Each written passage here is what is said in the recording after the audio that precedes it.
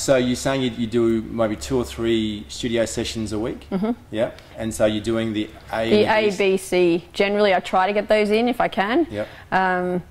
Yeah, because it's a great variety, basically. And what has been your favourite session in the studio so far? Have you had any favourites or any that you particularly stand out? I think I do best at the ones, so the English and the French, because it's all about speed and strength endurance. And I'm not so good on the German type ones, which are pure strength. Yeah. I mean, I've really found out I've got an imbalance between my left and right, so now I'm working on that, which is great because more balanced. And it's a funny thing. Vic's obviously an elite athlete, one of the best runners, in the world. And for some, we did a Dresden workout recently, which was a strength workout, which was unilateral, so you had to use your left side of your body than your right. And even someone who is so elite and so kind of up there physically, you'd notice some big imbalances between left and right. And so obviously now seeing that, we can hopefully improve that, and obviously we can get both sides being more of an even strength. Then you'll be able to utilise that better, because it can be a lot of rotation through the hips and all that kind of stuff if everything's not working in balance. In a workout here, what are you thinking? How do you prepare beforehand mentally?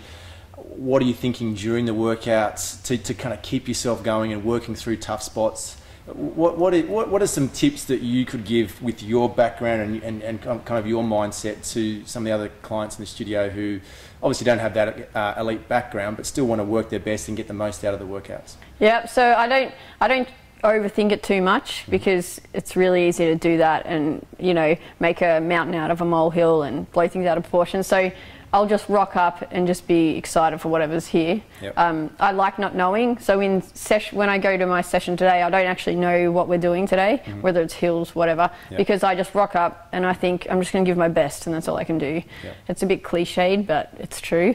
And when I'm doing the workout, I just focus on the numbers, because just keeping count, and like if I have to hit 24 or something, I'm just counting down. I'm focused 100% on getting each rep out and doing it perfectly, as perfect as you can. So I just focus on my form and just get the numbers done is what goes through my head. And so does that to you like a dissociation? You're trying to not think about the physical pain or the workload too much. You're just trying to kind of almost like stepping stones through the workout? Yeah, definitely. And so you just feel like you can then, because you're breaking things down, you can keep the intensity higher, because obviously if you're thinking, okay, this is an hour workout, I'm thinking about how much harder is that going to be, it obviously is mentally a lot harder, emotionally harder to then to have that as your goal, rather than just breaking it down a little bit. Yeah, doing bit by bit, like they say, step by step, literally, especially in circuit training, because there's a lot of variation in the workouts, a lot of transitions. And what I noticed also with you when you're training, your transitions are so fast. Your workouts, you did a workout the other day and you beat me by 5 minutes, which upset me greatly.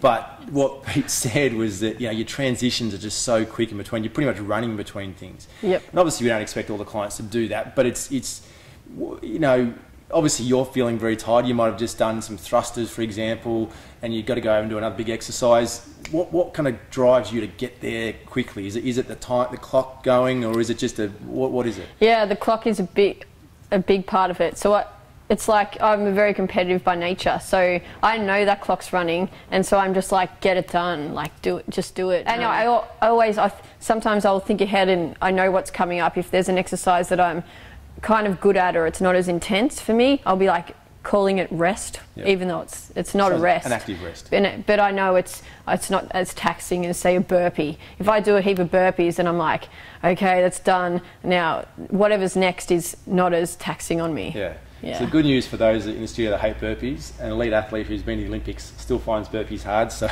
don't feel too bad about that.